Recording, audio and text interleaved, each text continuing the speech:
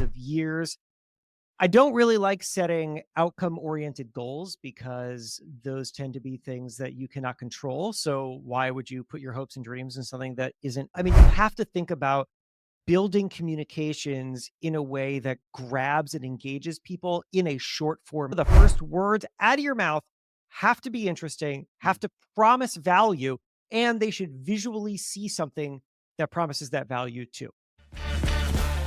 Welcome to the Franchise Freedom Podcast, where you can escape the corporate trap through franchise ownership. Here's your host, Giuseppe Grammatico, the Franchise Guide. Welcome to the Franchise Freedom Podcast. I'm your host, Giuseppe Grammatico, your franchise guide, the show where we help corporate executives experience time and financial freedom via franchising. We have a very exciting show for you today. But before we dive into the show, I wanted to thank everyone for listening in. You're probably listening to this show towards the end of December, so wanted to wish everyone a great or happy holidays, great season. This is definitely a great time to reflect and review 2024 and goals going out into 2025. 2 episodes ago, we talked about planning for next year and a 24 review. So I encourage you to check that out and let me know your comments. And there's a topic you would like to dive in a little bit deeper. So today we have a very exciting episode, and I'm going to talk about why here in a second. But we have Jason Feifer from Entrepreneur Magazine. Welcome to the show, Jason. Well, hey, thanks for having me. Yeah, I'm excited. Big fan of the publication. Thank you. And I'm going to talk about reason why here in a second. Jason Feifer, editor-in-chief of Entrepreneur Magazine, public speaker and entrepreneur. Outside of the magazine, he's the co-founder of the online coaching community CPG Fast Track. Also author of the best-selling book, Build for Tomorrow. Podcast Help Wanted is downloaded 1 million times in a month and has a weekly newsletter, One Thing Better, read by 60,000 people. LinkedIn named him top voice in entrepreneurship. So again, welcome to the show. Really impressive stuff. So tell us, before we dive in, tell us a little bit of background, kind of what you're up to these days. Oh boy. Well, I am stretching myself way too thin, which I'm sure is very relatable for everyone who's listening to this right now. So I like to, we're talking here at the end of the year. I like to think about the themes of stretches of time. I think about themes of decades of life for myself. I think about themes of years. I don't really like setting outcome-oriented goals because those tend to be things that you cannot control. So why would you put your hopes and dreams in something that isn't within your grasp? But I do like to think about goals that are oriented around actions. So what actions can I take next year? What actions have I taken this year? So when I think about what this year, 2024, is to me, honestly, this was a year of opportunity growth for me personally.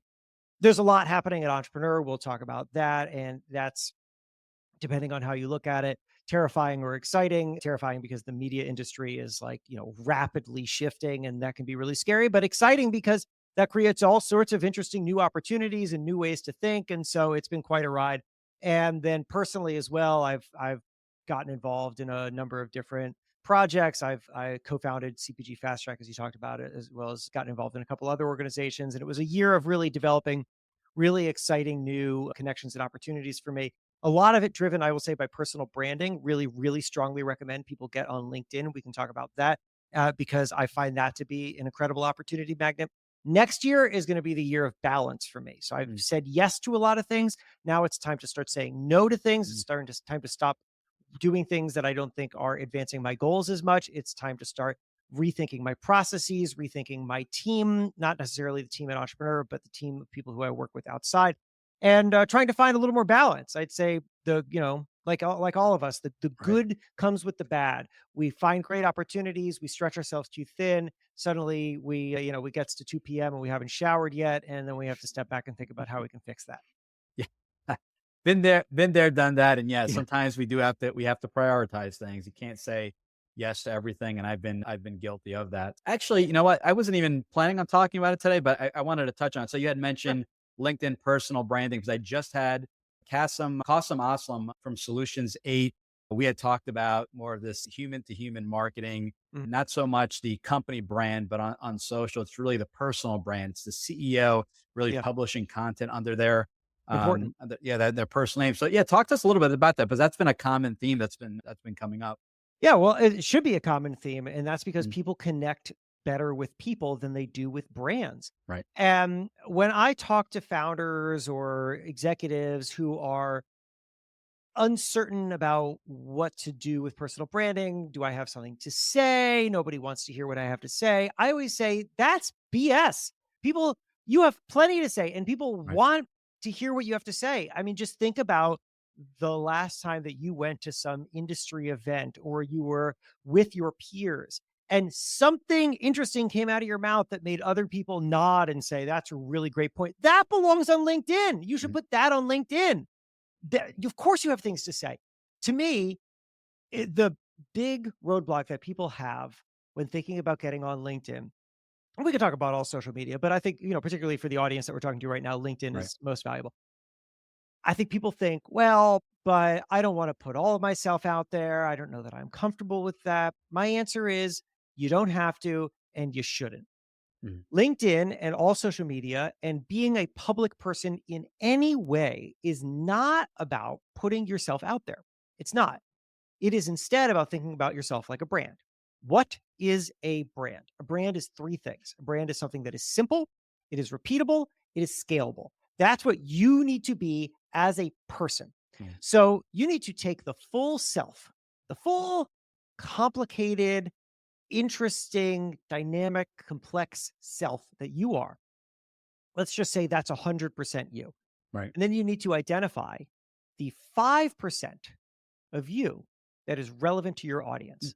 I call it the 5% character. Build the 5% character. So this is the part of you that is always relevant, that is always relatable, that is always insightful, that is always talking about the same exact thing over and over and over again. right. Because you are not there to make friends and talk about what you got for breakfast this morning. You're there to be useful to a hyper specific audience of Mhm. people who will see your content and develop a trust and a kind of relationship with you and will therefore be interested in dot dot dot. Now you Right. fill in the blank there. But it has to start with you generating conversation and thinking very narrowly about what it is that you have to offer and then delivering it consistently the exact same way that you do for your brand.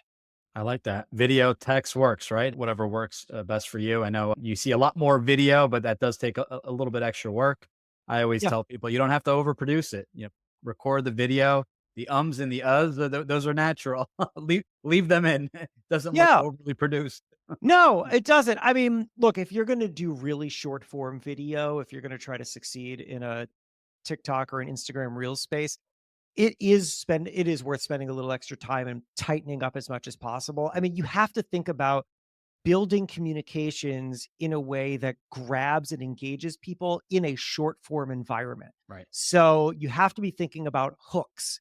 And you right. So what is the first thing out of your mouth? What's the first thing that somebody sees so that you're communicating to them the answer to this, which so I have this thing I like to call the first question. The Mhm. first question is the first question that anybody asks themselves about anything that they encounter. Right. So that is the second that somebody hit play on this episode of this podcast, when you walked into a store and looked at a product on a shelf, when you got an email, literally the first time you engage with anything, what is the first question that goes into your head? You want to take a guess? What's the first question?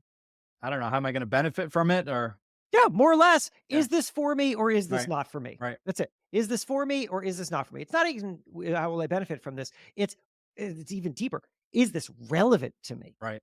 And you as a content creator, and I know that's not a mantle that everyone wants to grab, but Mhm. you know what? If you're going to post anything on LinkedIn, you're a content creator, own it. It's fine. Creating content.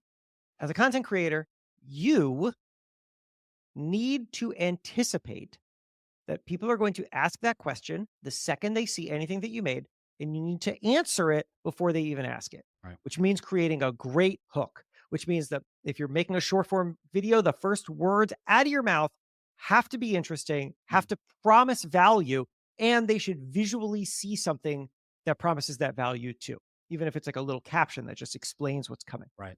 LinkedIn, I think the same. I think of LinkedIn. I think of being able to write 3 hooks on LinkedIn. Mm. The first is the image that you select, or a caption that you put on that image grabs people. People see that before anything that you write, and then you got to write this hook at the top. The first thing that you write in a post. It can't be, "Hey all." It can't be, "I was thinking today." No, none of that. It's got to be whatever you are offering a value that is going to display very quickly why this is interesting and useful to people, and then also signal to them what will come next if they continue to read.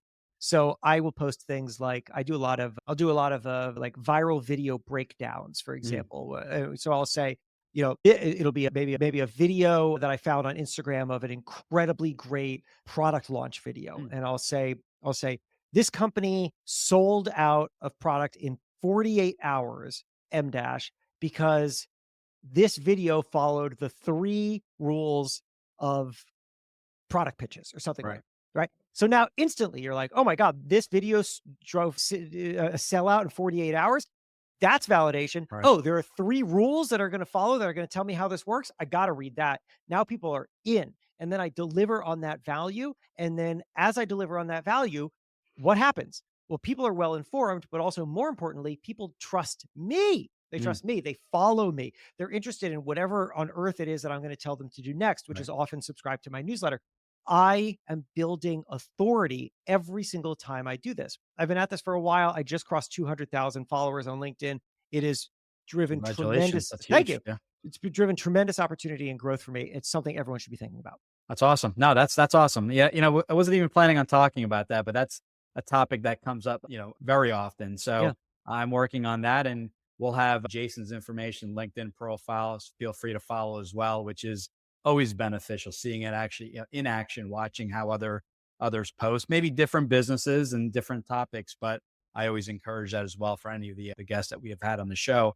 That's a great place to pause. In part 2, we'll discuss the Franchise 500 and how AI is impacting the business landscape. See you guys there. Thanks for tuning in. If you want to learn how to make the transition from corporate to owning your franchise, join Giuseppe on the next episode. You can also follow on all social media platforms and achieve financial and time freedom today.